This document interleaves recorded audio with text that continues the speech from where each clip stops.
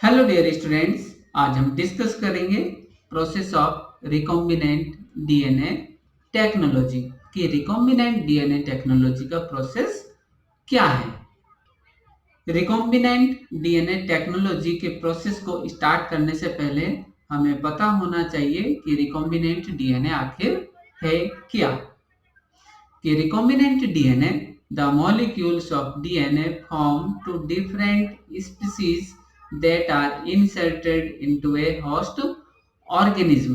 हम करते क्या है कि दो स्पीसीज के डीएनए को मिक्स करते हैं और इंसर्ट करते हैं किसमें, होस्ट में। क्यों? To produce new genetic combinations. और इससे जब न्यू जेनेटिक कॉम्बिनेशंस प्रोड्यूस होते हैं तो उसका यूज करते हैं हम science, medicine, agriculture, industry, environment etcetera में। और इसके कुछ इंपॉर्टेंट यूज हैं जो हमने यहाँ पर लिखे हैं कि जो ये रिकॉम्बिनेंट डीएनए जो हमारा बनता है इसका यूज करते हैं हम production of vaccine and protein. For example human insulin, इसका प्रोडक्शन किया जाता है माइक्रोबियल कल्चर से। इंटरफेरॉन, यह है एंटीवायरल प्रोटीन जो वायरस को करती है कंट्रोल। ह्यूमन ग्रोथ हार्मोन, इसके अलावा क्लॉटिंग फैक्टर्स जो ट्रीट करते हैं हीमोफीलिया को। जीन थेरेपी और भी more than 1000 type of proteins and vaccines का प्रोडक्शन किया जाता है रिकॉम्बिनेंट डीएनए टेक्नोलॉजी के द्वारा। Steps of recombinant DNA technology, यहाँ पर हमने रिकॉम्बिनेंट डीएनए टेक्नोलॉजी की जो स्टेप्स हैं इन्हें डिवाइड किया है 7 कैटेगरीज में। तो इसकी फर्स्ट कैटेगरी है isolation of genetic material means DNA. Isolation of the genetic material means DNA. तो लर्नर्स हमें मालूम है कि ये एक हमारे पास में है सेल, और इस सेल की जो इनर लेयर है वो होती है सेल मेम्ब्रेन और आउटर लेयर होती है सेल वॉल, और इसके अंदर होता है एक न्यूक्लियस। और हमारा डीएनए कहाँ पर होता है? डीएनए होता है इनसाइड न्यूक्लियस। तो ये सपोज मान के चलिए कि यह है हमारा डीएनए। तो हमें करना क्या होगा कि अगर हमें चाहिए डीएनए तो हमें ब्रेक करना होगा सेल मेम्ब्रेन, सेल वॉल, इसके अलावा बहुत सारे सेल ऑर्गन्स, न्यूक्लियर मेम्ब्रेन, और फाइनली हमें मिलता है डीएनए। तो किसी भी सेल की अगर हम बात करें तो सेल जो बनी होती है वो बनी होती है डीएनए, आरएनए, प्रोटीन, लिपिड और कार्बोहाइड्रेट की। फॉर एग्जाम्पल हमें आइसोलेट करना है डीएनए कहाँ से? बैक्टीरियल सेल से। तो सबसे पहले हमें ब्रेक करना होगा बैक्टीरियल सेल वॉल, और बैक्टीरिया के सेल वॉल को डिस्ट्रॉय किया जाता है, ब्रेक किया जाता है with the help of lysozyme enzyme. Means lysozyme enzyme का यूज करते हैं हम to break the cell wall of bacteria. अगर हमें ब्रेक करनी है प्लांट सेल वॉल, तो प्लांट की जो सेल वॉल है वो बनी होती है किसकी? सेलुलोज की। और सेलुलोज को ब्रेक करने के लिए हम यूज करते हैं कौन सा एंजाइम? Cellulase enzyme. इसी तरह से fungal cell wall is made of chitin, so it is break by chitinase enzyme. तो अभी तक लर्नर्स हमने क्या किया है कि ये हमारी सेल है और हमारा डिजायरेबल डीएनए कहाँ पर है? इस सेल के न्यूक्लियस के अंदर। तो अभी तक हमने केवल सेल वॉल को ब्रेक किया है। अब हमें करना क्या है? इसमें से आइसोलेट करना है ये डीएनए। तो कुछ देर पहले हमने डिस्कस किया कि जो सेल है ये किस किस से मिलकर बनी होती है? आरएनए, प्रोटीन, लिपिड और कार्बोहाइड्रेट। तो हमें करना क्या है कि अगर हमें प्रोटीन को डाइजेस्ट करना है, किसे डाइजेस्ट करना है? प्रोटीन, तो हम यूज करते हैं प्रोटीनेज एंजाइम। यदि हमें डाइजेस्ट करना है आरएनए तो हम यूज करेंगे राइबोन्यूक्लियेज एंजाइम, और यदि हमें रिमूव करना है लिपिड तो हम यूज करते हैं लाइपेज एंजाइम। और इन सभी एंजाइम्स का एक सिंपल सॉल्यूशन है कि जब हम लैब में क्लास 12th के लिए एक्सपेरिमेंट कराते हैं डीएनए आइसोलेशन, तो हम यूज करते हैं लिक्विड हैंड वॉश। तो ये लिक्विड जो हैंड वॉश है ये करता क्या है, ये ब्रेक करता है सेल वॉल को, सेल वॉल के साथ ब्रेक करता है आरएनए, प्रोटीन और फैट को। बचता क्या है हमारे पास में फाइनली डीएनए। तो इस फाइनली ये जो हमारा डीएनए बचता है लास्ट में, इसे प्रेसिपिटेट करते हैं किसके साथ, चिल्ड इथेनॉल के साथ। और जैसे ही चिल्ड इथेनॉल के साथ डीएनए प्रेसिपिटेट होता है तो हमें दिखाई देते हैं फाइन थ्रेड्स, और इन फाइन थ्रेड्स को हम सस्पेंशन से आसानी से अलग कर लेते हैं। तो आप डायग्राम में देख सकते हैं DNA that separate out by spooling. और इस एक्सपेरिमेंट को आप आसानी से लैब में भी परफॉर्म कर सकते हैं by using liquid hand wash और लिक्विड डिटर्जेंट। डीएनए आइसोलेशन के बाद सेकंड स्टेप आती है cutting of DNA at specific locations. Learners हमें मालूम है कि डीएनए को कट करने के लिए हम यूज करते हैं रेस्ट्रिक्शन एंडोन्यूक्लियस एंजाइम, जो मिलते हैं कहां पर, बैक्टीरियल सेल में। और ये रेस्ट्रिक्शन एंडोन्यूक्लियस एंजाइम ये कट करते हैं डीएनए को at specific sites as recognition sequence. और ये रिकॉग्निशन सीक्वेंस होता है या तो 4 बेस पेयर का या फिर 6 बेस पेयर का।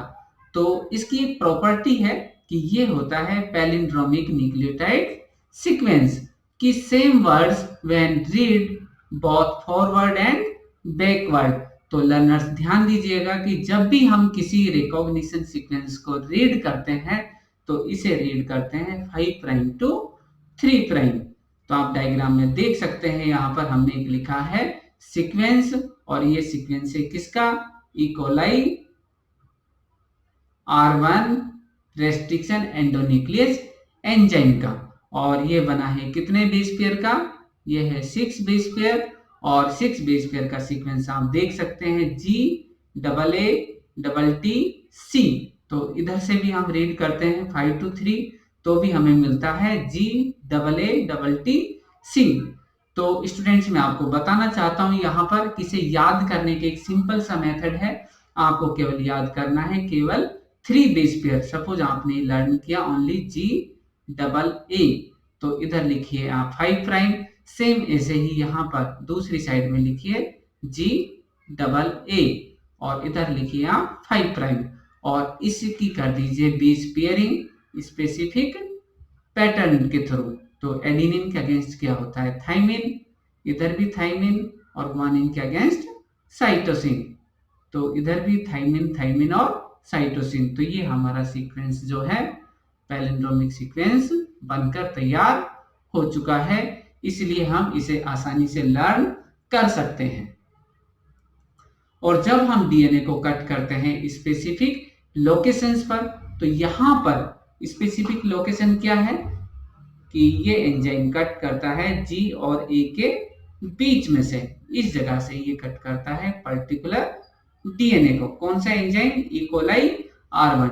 तो इस तरह से बहुत सारे एंजाइम्स अभी तक हम लोगों ने डिस्कवर किए हैं जो कि किसी भी डीएनए को एक पर्टिकुलर साइट से करते हैं कट। रिकॉम्बिनेंट डीएनए टेक्नोलॉजी की थर्ड स्टेप आती है amplification of gene of interest using gene cloning और पीसीआर। तो लर्नर्स हमें मालूम है कि जो हमारा डिजायरेबल जीन है हमें उसे करना है एम्प्लीफाई, मतलब हमें बनानी है उसकी बहुत सारी कॉपीज। और कॉपीज बनाने के हैं हमारे पास में 2 मेथड। कौन कौन से, पहला मेथड है जीन क्लोनिंग, दूसरा मेथड है पीसीआर। तो आप देख सकते हैं हमारे पास में एक फ्लो डायग्राम, इसमें हम लेते हैं एक वेक्टर, वेक्टर में हम इंसर्ट करते हैं फ्रेगमेंट ऑफ डीएनए। तो ये फ्रेगमेंट ऑफ डीएनए कौन सा है, डिजायरेबल डीएनए। और हम बनाते हैं यहाँ पर फाइनली एक रिकॉम्बिनेंट डीएनए मॉलिक्यूल। और इस रिकॉम्बिनेंट डीएनए मॉलिक्यूल को इंसर्ट करते हैं हम किसमें, बैक्टीरिया लाइक इकोलाई। और इस इकोलाई बैक्टीरिया में जब हम एंटर करते हैं, यहाँ पर हमारे पास में है रिकॉम्बिनेंट डीएनए मॉलिक्यूल की 1 कॉपी। लेकिन इसके बाद में इसका होता है मल्टीप्लीकेशन, और मल्टीप्लीकेशन होने पर बनती है मल्टीपल कॉपीज ऑफ डिजायरेबल और रिकॉम्बिनेंट डीएनए मॉलिक्यूल। इसके बाद में इकोलाई में होता है डिवीजन, और जब डिवीजन होगा तो बहुत सारी मल्टीपल कॉपीज बनती है इकोलाई के अंदर। तो फाइनली जब हम किसी भी बैक्टीरिया को कल्चर करते हैं, तो फॉर एग्जांपल ये हमारी मान के चलिए पेट्री डिश है, और इस पेट्री डिश में बनती है बैक्टीरियल कॉलोनीज। तो ये बनी है बैक्टीरियल कॉलोनीज, जो कैसी हैं, आइडेंटिकल है। तो इन कॉलोनीज से हम आइसोलेट करते हैं हमारे डिजायरेबल जीन को। इसके अलावा मॉडर्न मेथड जो प्रेजेंट में हम यूज करते हैं पीसीआर टेक्निक की, पीसीआर टेक्निक्स इस मेथड से कहीं ज्यादा अच्छी और बेहतर है, क्योंकि इसमें लगता है टाइम कम और एरर होती है इसमें काफी less. PCR polymerase chain reaction, और पीसीआर में हम करते हैं किसी भी डिजायरेबल डीएनए का एम्प्लीफिकेशन, और इसे हम डिवाइड करते हैं 3 स्टेप्स में। कौन कौन सी? फर्स्ट स्टेप है डीनेचुरेशन, सेकंड है एनिलिंग, और थर्ड स्टेप है हमारे पास में एक्सटेंशन। तो आप डायग्राम में देख सकते हैं कि ये है हमारे पास में पेरेंटल डीएनए, और ये कौन सा डीएनए है? Desirable DNA. और इस डिजायरेबल जीन की हमें बनानी है मल्टीपल कॉपीज। मल्टीपल कॉपीज बनाते वक्त हम इसे डिवाइड करते हैं 3 स्टेप्स में। पहली स्टेप है डीनेचर, यहाँ पर टेम्परेचर होता है 94 डिग्री सेल्सियस। एनिलिंग में टेम्परेचर होता है 50 to 60 डिग्री सेल्सियस, और एक्सटेंशन में टेम्परेचर होता है 74 डिग्री सेल्सियस। होता क्या है कि ये हमारे पास में है पेरेंटल डीएनए, और इस पेरेंटल डीएनए को हम प्रोवाइड कराते हैं हीट, मींस हाई टेम्परेचर। तो 94 डिग्री सेल्सियस पर जो डीएनए के दोनों स्ट्रैंड जो ये हैं, ये हो जाते हैं सेपरेट। और सेपरेट क्यों हो जाते हैं? क्योंकि जो हमारे पास में है नाइट्रोजन बेस एडेनिन और थाइमिन के बीच में होते हैं डबल हाइड्रोजन बॉन्ड, और ग्वानिन और साइटोसिन के बीच में होते हैं ट्रिपल हाइड्रोजन बॉन्ड। तो ये इन्हें करता है ब्रेक होने पर ये दोनों स्ट्रैंड हो जाते हैं अलग। तो अलग होने को कहा जाता है डीनेचुरेशन। तो आप डायग्राम में देख सकते हैं कि ये हमारे पास में पेरेंटल डीएनए था, और ये हो चुका है अलग। तो ये स्ट्रैंड आया इधर और ये आया इधर। तो हमारी फर्स्ट स्टेप यहाँ पर कंप्लीट हो चुकी है। सेकंड स्टेप है एनिलिंग, कि एनिलिंग में हम अटैच करते हैं प्राइमर को, और प्राइमर एसेंशियल होता है किसके लिए? डीएनए रेप्लिकेशन के लिए। और प्राइमर होता है एक शॉर्ट ओलिगोन्यूक्लियोटाइड्स, और ये शॉर्ट ओलिगोन्यूक्लियोटाइड होता है लगभग 18 to 30 बेस पेयर का, और ये होता है कप्लीमेंट्री किस? पेरेंटल डीएनए के। थर्ड स्टेप है एक्सटेंशन, और एक्सटेंशन में हम यूज करते हैं डीएनए पॉलीमरेज एंजाइम, और इसमें होता है स्पेशल पॉलीमरेज एंजाइम जिसे कहा जाता है टैग पॉलीमरेज एंजाइम। और टैग पॉलीमरेज की प्रॉपर्टी यह है कि ये वर्क करता है हाई टेम्परेचर पर, मींस ये होता है थर्मो स्टेबल एंजाइम, और ये वर्क करता है 74 डिग्री सेल्सियस पर। और टैग पॉलीमरेज ये आइसोलेट किया जाता है किससे? थर्मस एक्वेटिकस आर्कीबैक्टीरिया से। और जैसे ही यहाँ पर हमारा टैग पॉलीमरेज अटैच होता है, तो अटैच होने के बाद में ये कंप्लीट करता है इस डीएनए के रेप्लिकेशन को, और जैसे ही रेप्लिकेशन होगा मींस एक डीएनए फ्रेगमेंट से बनते हैं 2, मींस यहाँ पर हो जाता है डीएनए का एम्प्लीफिकेशन, मींस एक स्ट्रैंड से बनते हैं 2, 2 से बनते हैं 4, 4 से बनते हैं 8। तो इस तरह से लगभग 30 साइकिल्स में हमें मिलती है more than 1 billion copies of desirable gene. और ये एक बहुत शॉर्ट मेथड है, और बहुत कम समय में हम अच्छी क्वालिटी के डिजायरेबल जीन ऑब्टेन कर सकते हैं। हमारी नेक्स्ट स्टेप है insertion of desirable DNA into vector and vector into host. तो लर्नर्स ध्यान दीजिएगा कि ये है हमारे पास में फॉरेन डीएनए मींस एक डिजायरेबल डीएनए और ये है हमारे पास में वेक्टर। तो हम करते क्या है कि इस फॉरेन डीएनए में से हम निकालते हैं हमारा डिजायरेबल डीएनए और प्लाज्मिड को करते हैं कट। और कट करने का काम किससे किया जाता है? रेस्ट्रिक्शन एंडोन्यूक्लियस एंजाइम से। और इस रेस्ट्रिक्शन एंडोन्यूक्लियस एंजाइम से कट करने पर हम हमारा डिजायरेबल जीन इंसर्ट कर देते हैं किसमें? वेक्टर में। और इस वेक्टर में इंट्रोड्यूस करने के बाद में इसे इंट्रोड्यूस करते हैं हम किसमें? Inside bacteria. और किसी भी वेक्टर को इंसर्ट करते हैं बैक्टीरिया या किसी प्लांट या फिर एनिमल सेल में तो हमें जरूरत होती है किसकी? जीन ट्रांसफर टेक्निक्स की।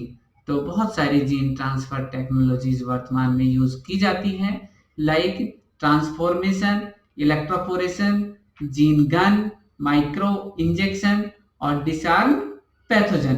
तो यहाँ पर यूज करते हैं कैल्शियम कार्बोनेट जो कि होस्ट सेल को बनाता है कॉम्पिटेंट। और जैसे ये होस्ट सेल कॉम्पिटेंट बनती है तो हमारा डिजायरेबल वेक्टर जिसमें हमारा डिजायरेबल जीन है ये एंटर करता है कहां पर? बैक्टीरिया के अंदर। और बैक्टीरिया के अंदर इंसर्ट होने पर हम इसे करते हैं कल्चर।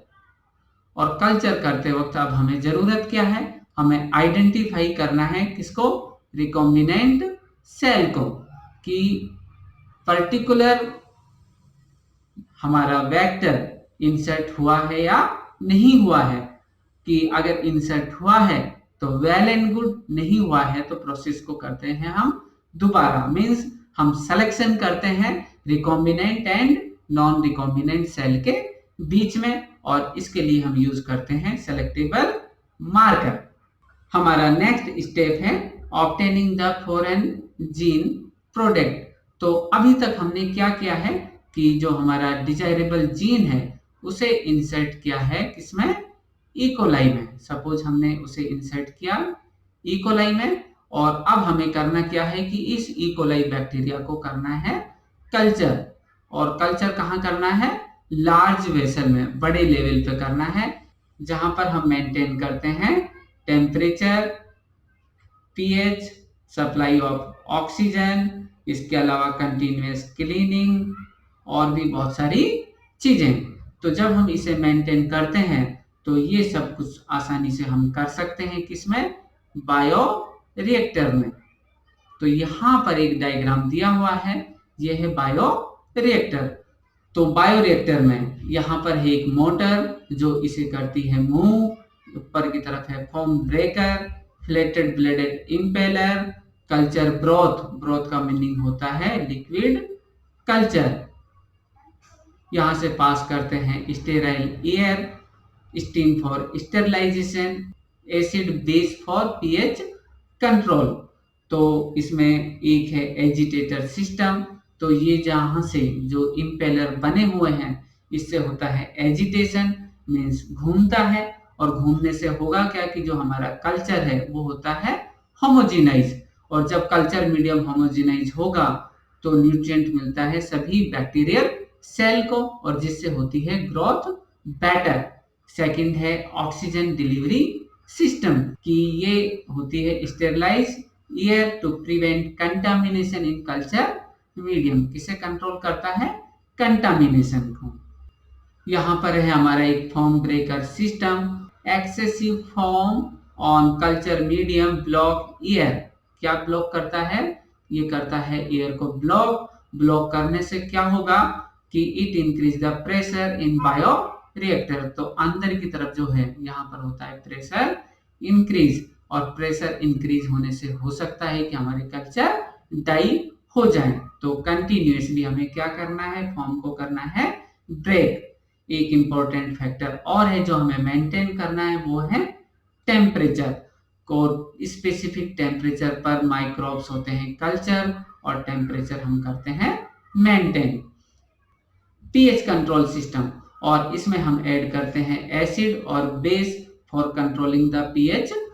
हमारा नेक्स्ट पॉइंट है इसी में क्लीनिंग एंड स्टेरिलाइज्ड सिस्टम। तो यहाँ से हम एंटर करते हैं स्टीम फॉर स्टेरिलाइजेशन, और इसका रोल क्या है, it prevent the contamination in bio reactor. और इस बायो रिएक्टर के थ्रू हम करते क्या है, जो हमारा इकोलाई सेल है या फिर हम कहें तो जो रिकॉम्बिनेंट सेल है, इस रिकॉम्बिनेंट सेल को करते हैं कल्चर, और जब कल्चर होगा तो डेफिनेटली वो बनाता है पर्टिकुलर प्रोडक्ट, और इस प्रोडक्ट का हमें करना है क्या, आइसोलेशन। तो हमारी नेक्स्ट स्टेप है down stream processing. Down stream processing का मीनिंग होता है सेपरेशन एंड प्यूरिफिकेशन। तो यहाँ पर ये जो हमारा क्या था, बायोरिएक्टर, और इस बायोरिएक्टर में हमने क्या किया, हमने क्या, कल्चर ऑफ रिकॉम्बिनेंट सेल का। तो यहाँ पर जब हम कल्चर करते हैं तो कल्चर करने के बाद में इसे कुछ स्टेप्स में डिवाइड किया है हमने, किसे, डाउनस्ट्रीम प्रोसेसिंग को। लाइक रिमूवल ऑफ इनसॉल्युबल, कि जो हमारा कल्चर मीडियम है इसमें से हम रिमूव करते हैं सबसे पहले किसे, इनसॉल्युबल्स को, इसके बाद आइसोलेट करते हैं प्रोडक्ट। तो प्रोडक्ट आइसोलेट करने के बाद जरूरी है कि हम उसका करें प्यूरिफिकेशन, और प्रोडक्ट का किया जाता है प्यूरिफिकेशन। तो प्यूरिफिकेशन के बाद में करते हैं क्वालिटी कंट्रोल टेस्टिंग, कि कहीं ऐसा नहीं हो कि हमने प्रोडक्ट तो बनाया है लेकिन उसकी क्वालिटी अच्छी नहीं है, और क्वालिटी कंट्रोल टेस्टिंग के बाद उसकी करते हैं मार्केटिंग। और यहाँ पर ये टॉपिक जो हमारा है वो होता है एंड। तो लर्नर्स, उम्मीद है आपको ये टॉपिक समझ में आया होगा। Thanks for watching. Please like, share and subscribe our channel Biology Academy. और लर्नर्स, आप अपने सुझाव हमें जरूर दीजिएगा। Thank you.